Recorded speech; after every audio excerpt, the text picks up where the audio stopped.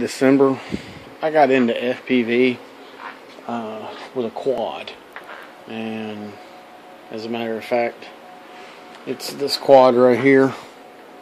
It's a TBS Discovery quad. I got it from quadman.com, and I actually know him from the local hobby shop. So I got with him.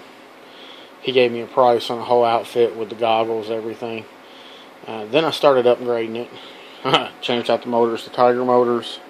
You know, I went with a UHF radio system so I can get out a few miles. Actually, it's a Dragon Link. It'll actually do probably about 20 plus miles. Went to an OSD system, so I got on-screen display, return home, all that. Nozzle stabilization with GPS. GPS for the return home.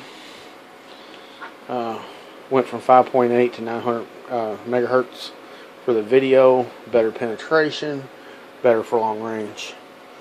So anyway, I started upgrading. Kept going, wanted to go further and further. Finally, I decided it was time to go ahead and do a plane, because I wanted something that would stay in the air longer. These are great for flying around the house, you know, flying around the park. A 2-mile trip, mile out, mile back. As you can see, I've got 2 batteries there. The yellow one is a 5800, the bottom one is a 5000. They're both 4S. So I basically got 10,000 milliamps of battery time. That gives me roughly about 25 to 30 minutes of flight, depending on the wind and how aggressive I am in the flight. So with that said, that's a ton of fly time on a quad. I mean, most people get between 8 and 15 minutes on a quad. That's a ton of fly time. I put a lot into it, but I wanted a good 10-mile FPV. So I looked at planes. The Bixler and the Penguin are great FPV planes. Skywalker has a X-8 wing.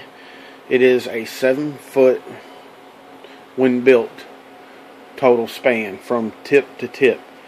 It might be 2 to 4 centimeters under 7 foot wide. This is just the fuselage of it. It's humongous. To give you a perspective on it, this is a T-Rex 450 Pro, and I put it next to it to give you a perspective on the fuselage. It's bigger than the 450 Pro. It has camera mount in the front. It also, I haven't started on this yet.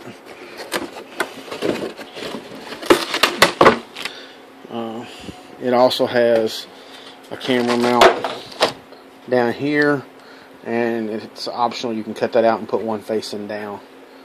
Those are the wing tips for the wing and the hardware. And when I say this thing is big, I mean,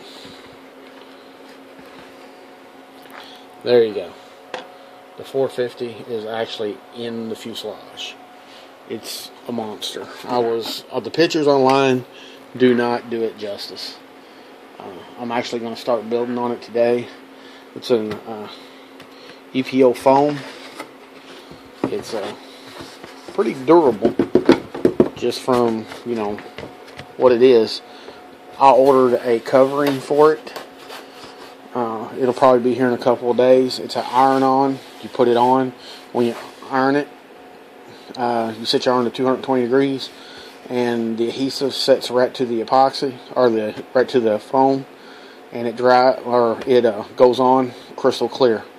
So I'm gonna put that on to toughen it up. Even though this is a durable foam, it'll make it, I won't say indestructible, but it'll make it extremely durable.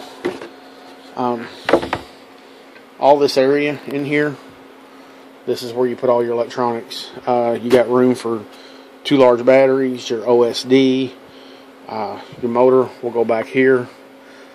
Out the back, it's a pusher system. I'm actually using a folding prop As a matter of fact, as I build it, I'll do some video on it. But if you're looking for a large wing for FPV, this is a nice build. I mean, I got it in the box. It's large. With the wingspan on this, it should have no problem gliding. I figure I'll probably be able to get an hour and a half out of one flight, which is way more than I really need. So, thank you for watching. I'll keep you up to date.